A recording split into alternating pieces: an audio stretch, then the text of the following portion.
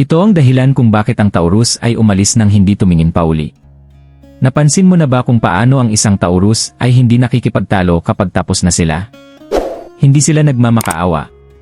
Hindi sila humahabol. Hindi rin sila nagpapaliwanag. Isang araw, naroroon sila ng buo, tapat, matiisin, kasama ka sa lahat ng bagay. At sa susunod wala na sila. Walang drama. Walang babala. Walang paglingon. Iniisip ng iba na umaalis ang Taurus dahil matigas ang ulo o malamig. Pero ang katotohanan ay mas malalim pa riyan. Ang isang Taurus ay hindi umaalis kapag galit, umaalis sila kapag malinaw na sa kanila. Malinaw na ang kanilang katapatan ay pinapabayaan. Malinaw na ang kanilang katahimikan ay binabaliwala. Malinaw na ang pananatili ay nagkakagasto sa kanilang sariling respeto. Sa oras na lumingon ang Taurus at maglakad palayo, sinubukan na nila ang lahat sa kanilang puso. At kapag sila'y umalis na, wala nang natitirang sasabihin pa. Madalas na hindi nauunawaan ng Taurus. Nakikita ng mga tao ang kanilang katahimikan at iniisip na walang nangyayari. Nakikita nila ang kanilang pagtitiis at iniisip na hindi ito mauubos. Ngunit ang hindi naiintindihan ng karamihan, ang Taurus ay nakararamdam ng malalim, natatandaan ang lahat, at tinitiis ang higit pa sa kanilang kakayanan. Ang isang Taurus ay hindi nagmamadali sa paggawa ng desisyon. Hindi sila umaalis sa unang pagkakamali, unang pagtatalo, o unang pagkadismaya. Nanatili sila. Bibigyan nila ng pagkakataon. Pinapaniwala nila ang kanilang sarili na magiging maayos ang lahat, kahit na ang mga palatandaan ay kabaligtaran. Ang katapatan ay hindi basta ibinibigay ng Taurus. Kapag sila'y nag-commit sa isang tao, sa pagkakaibigan, o sa relasyon, buong puso nila itong ginagawa. Kaya naman ang pag-alis ay hindi kailanman padalos-dalos para sa kanila.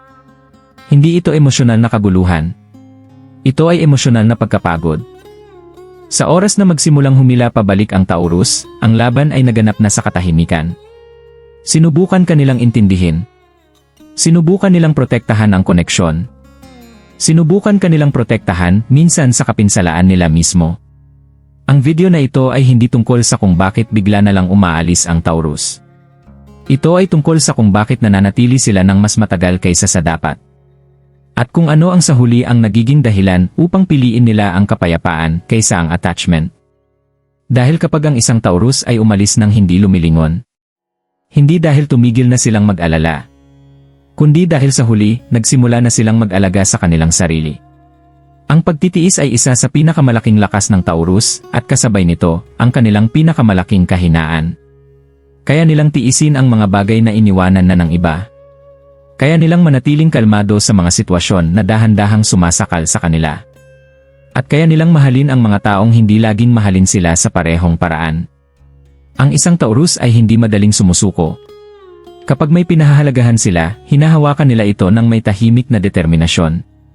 Pinapansin nila ang mga babalang senyales, pinapatawad ang masamang pag-ugali, at pinapaniwala ang kanilang sarili na aayusin ng panahon ang hindi naayos ng pagsisikap. Hindi dahil sila'y bulag, kundi dahil naniniwala sila sa katatagan, katapatan, at paggawa ng tunay na bagay. Hindi sila nagrereklamo ng malakas.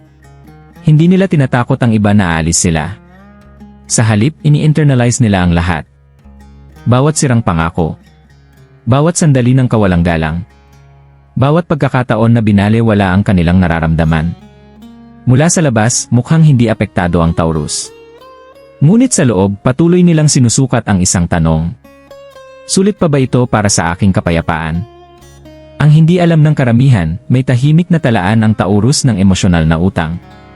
Natatandaan nila kung sino ang naroroon at sino ang wala. Sino ang pinahalagahan ang kanilang pagsisikap at sino ang pinabayaan ito. At sa bawat pagkakataon na pinipiling manatili, may ibinabayad silang halaga. Ngunit narito ang katotohanan. Ang pagtitiis ng Taurus ay hindi walang hanggan. May hangganan ito. At kapag naabot na ang hangganan, may nagbabago. Hindi na sila magpapaliwanag. Hindi na nila susubukang ayusin ang lahat ng mag-isa. Hindi na sila mangangarap. Sapagkat kapag napagtanto ng Taurus na ang kanilang pagtitiis ay napagkamalang kahinaan, doon nagiging determinasyon ang kanilang tatag. At kapag nalampasan na ang hangganang iyon, walang pagbalik. Ang Taurus ay hindi biglang sumasabog. Hindi sila nagwawala sa galit o gumagawa ng eksena. Ang kanilang punto ng pagbagsak ay tahimik, halos hindi napapansin. At iyon ang dahilan kung bakit mapanganib silang maliitin. Matagal bago sila umalis, nagsisimula na ang Taurus na umatras sa loob. Mas kaunti ang kanilang sinasabi. Mas kaunti ang kanilang ipinaliwanag. Hinihinto nila ang pagtutuwid sa mga bagay na sumasakit sa kanila. Hindi dahil wala silang pakialam, kundi dahil pagod na silang paulit-ulit na ipaliwanag ang sarili. Dito nagkakamali ang karamihan. Nakikita nila ang katahimikan ng Taurus at iniisip na maayos ang lahat. Akala nila ang kalmadong ito ay pagtanggap. Pero sa totoo lang, pinoproseso ng Taurus ang mas malalim na bagay. Binabalik-balikan nila ang bawat sandali na pakiramdam nila ay binalewala. Bawat pagkakataon na pinili nilang unawain kaysa maintindihan. Bawat oras na nanatili silang tapat habang pakiramdam ay nag-iisa. Ang tahimik na punto ng pagbagsak ay hindi dulot ng isang malaking pagtataksil. Ito ay nabuo ng maraming maliliit na bagay. Kawalang-galang na binaliwala. Mga pangakong naantala. Pagsisikap na hindi nasuklian. At kapag narating na ng Taurus ang puntong ito, may nagbabago sa loob nila. Nagsasara ang kanilang emosyon, hindi dahil sa kalupitan, kundi para protektahan ang sarili. Hinihinto nila ang pakikipaglaban para sa mga sagot. Hinihinto nila ang pangangailangan ng closure mula sa iba. Sapagkat sa katahimikan na yon, gumagawa ang Taurus ng desisyon. Tahimik, matibay at hindi na mababago. Sa oras na mapansin ng iba ang distansya, ang puso ng Taurus ay nakapagpalaya na. At kapag sila'y sa wakas ay umalis, hindi ito biglaan sa kanila. Ito ay tila napapanahon na. Kapag umalis ang Taurus, bihira itong maging dramatiko. Hindi ka makakakuha ng mahabang talumpati o mainit na pagtatalo. Hindi nila nararamdaman ang pangangailangang ipaliwanag ang kanilang damdamin sa iba, hindi dahil sila'y walang puso, kundi dahil sobra na ang kanilang naibigay. Pinahahalagahan ng Taurus ang kanilang enerhiya, at kapag malinaw na ang pananatili ay nakakaubos sa kanila ng walang gantimpala, pinoprotektahan nila ito ng buong lakas. Ang pagpapaliwanag sa isang tao na hindi nirerespeto ang kanilang hangganan ay nakakapagod at walang saysay. Gugol na nila ang maraming buwan, minsan taon, sinusubukang ayusin ang lahat. Sinubukan nilang makipagkomunika, makipagkompromiso, at umunawa. At kapag nabigo iyon, ang katahimikan ang kanilang huling pahayag. Ang pag-alis ng walang paliwanag ay isang anyo rin ng paggalang sa sarili. Alam ng Taurus na ang closure ay hindi palaging nangangailangan ng salita. Minsan, ang pinakamakapangyarihang aksyon ay simpleng iwan ang bagay na hindi na nakakatulong sa kanila. Ito ay isang tahimik na deklarasyon, pinapahalagahan ko ang aking sarili sapat upang pakawalan ito.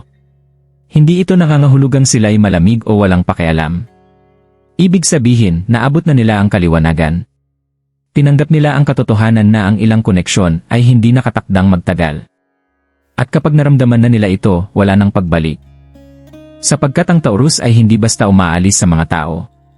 Sila'y umaalis sa enerhiya na hindi na nagpapalusog sa kanilang kaluluwa. Kapag nagpasya ang Taurus na umalis, hindi ito tungkol sa ego. Ito ay tungkol sa paggalang sa kanilang sariling halaga. Sapat na ang oras na ginugol nila sa pag-aangkop, kompromiso, at paghihintay na makasabay ang iba. At minsan, ang pinakamatamis na paraan ng pagmamahal sa sarili ay ang umalis. Naiintindihan ng Taurus ang kaibahan ng pride at respeto sa sarili. Ang pag-alis ay hindi parusa para sa ibang tao. Ito ay isang hangganan, isang pahayag na mas mahalaga ang kanilang kapayapaan at emosyonal na kalagayan kaysa sa pagsubok na ayusin ang bagay na hindi nakatakdang ayusin. Ang pag-alis ay isang anyo ng empowerment. Ito ay Taurus na nagsasabi, hindi ako magsasawa sa mas mababa sa aking karapat-dapat. At hindi ito kayabangan, ito ay kaliwanagan. Ito ay isang tahimik at kalmadong kumpiyansa na nagmumula sa pagkakaalam sa sariling halaga at pagtanggi na hayaan ang iba na paliitin ito. Sila'y umaalis hindi dahil sa galit, kundi dahil sa pagmamahal sa sarili. Pinapahalagahan nila ang pagpapagaling kaysa sa alitan, at kapayapaan kaysa kaguluhan. Ito ay isang aral para sa sinumang nanonood. Minsan, ang pinakatapang na gawain ay hindi ang makipaglaban upang maintindihan, kundi ang malaman kung kailan aalis at protektahan ang sariling puso. Ang pag-alis ng Taurus ay hindi biglaan at walang dahilan. Ito ay maingat na hakbang tungo sa paggalang sa sarili, at isang buhay na sumasalamin sa kanilang tunay na halaga. Para sa lahat ng Taurus na nanonood nito, alamin nyo na ang inyong puso ang inyong lakas. Ang inyong pagtitiis ay maalamat, ang inyong katapatan ay walang kapantay, at ang inyong pagmamahal ay napakalalim. Natiis ninyo ang mga bagay na hindi kayang tiisin ng iba, pinatawad ang mga bagay na iniwan na ng karamihan, at nagmahal ng walang kondisyon. At kapag sa wakas ay nagpasya kayong umalis, ito ay isang pahayag ng paggalang sa sarili, hindi sama ng loob, hindi paghihiganti. Ito ay desisyong nagmumula sa kaliwanagan, hindi emosyon.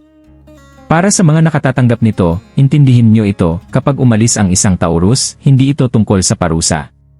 Ito ay tungkol sa katotohanan. Ito ay tungkol sa mga hangganan na binalewala, pagsisikap na hindi pinahalagahan, at katapatan na pinabayaan.